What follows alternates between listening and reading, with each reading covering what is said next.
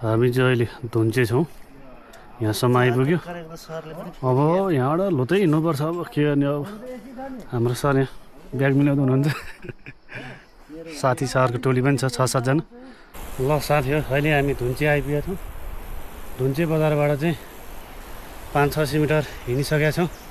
हाम्रो लामा सर अझै पनि रेडी भएको छैन, भ्लग स्टार्ट गर्न लाग्नु भएको छ, गोब्रो निकाल्दै हुनुहुन्छ। ल है त, तपाईँको नि भ्लग आओस्, छिट्टै देख्न पाओस्। अनि ठाउँमाबाट यो लट्ठी किन्नु पर्दैन, यहाँ आउनुहोस्। यहाँ आएर चाहिँ 25 रुपियाँमा लट्ठी पाइन्छ है त। काम चलाउ हो, केही छैन। हाम्रो अगाडि अर्को टिम पनि हुनुहुन्छ, लाइनै छौँ। लाउनु सर, छिटाउनु ल। बिस्तारै जाँदैछौँ हामी। यस्तै हो, के गर्ने है त। ल भिडियो हेर्दै गर्नु होला।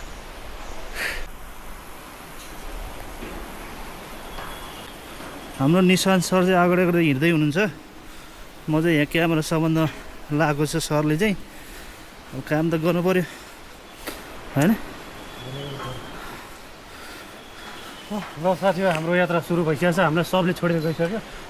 अलिकति थोरै अब रेस्ट गर्नुपर्छ। पानी पर्ला जस्तो मौसम चाहिँ है। मौसम पनि तपाईँहरूले देख्न सक्नुहुन्छ। यति यस्तो जङ्गलभित्र छौँ अहिले हामी, एकदमै जङ्गलभित्र छौँ। 2 जना मात्रै छौँ है हामी चाहिँ। फेरि अलिकति अगाडि हिँडेपछि फेरि अर्को पुल आउँछ, झोलुङ्गे पुल।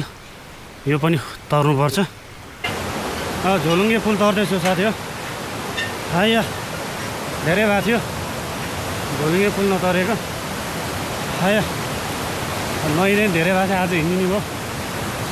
देख्न सक्नुहुन्छ होला है, खतरा सुसेर छ। हाम्रो लामा तेन्जी सर पनि आउँदै हुनुहुन्छ, भ्लग स्टार्ट गर्दै हुनुहुन्छ।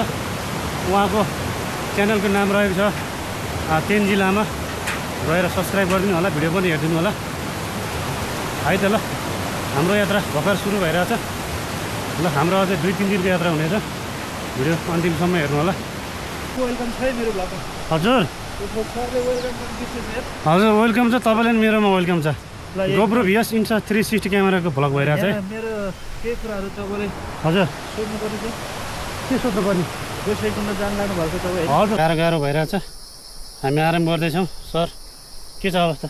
मेरो त पसिनाले पुरै ज्यान चाहिँ लुरुक्क के भन्छ लडक लुरुक गलिरहेछ भनौँ न, गलिरहेछ। अनि पसिना पनि थकाइ पसिना। अनि तपाईँहरूले चाहिने चिजहरू चाहिँ मैले यहाँ देखाउन चाहन्छु है। के ल्याउनु पर्दछ? टोपी एउटा यस्तो सेफ्टीवाला, अनि यो लट्ठी यहीँनिर पाउने रहेछ।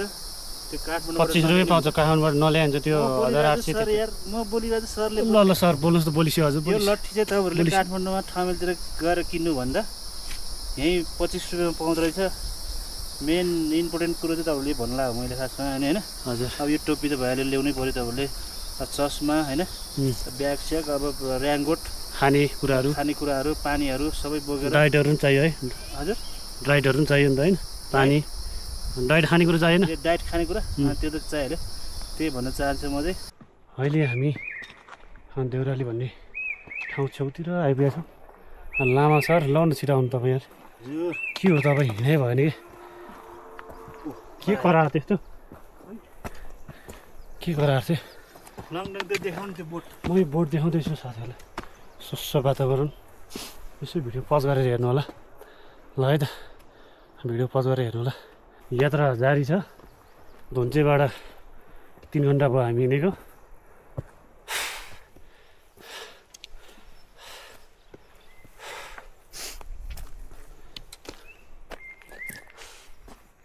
हेलो सर, छिटाउनु यार। एकछिन ढल्ने रे सर। साह्रै गाह्रो भयो एकदमै। ल कता गएर बस्नु त? अहिले हामी कहाँ आइपुग्यो? देउराली छेउतिर। देउराली होइन, त्यो देउराली देखाइदेखि थिएँ। ठ्याक्कै देउराली हो कि?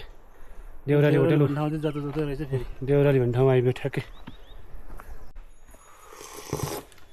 देउरालीमा आएर सरले चाहिँ तातो सुप अन्डा चाउचाउ खाँदै हुनुहुन्छ। कस्तो छ? ठिक छ? पुरै लोकल छ क्या, अर्ग्यानिक।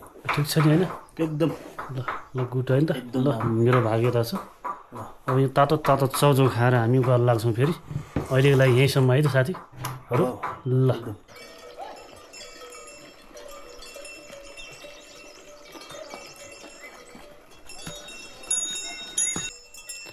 ल यतातिर सामान ल्याउन चाहिँ बोक्ने चाहिँ भाइ यही है खच्चर।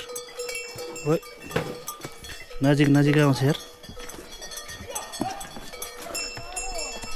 यो माथितिरबाट आउँदैछ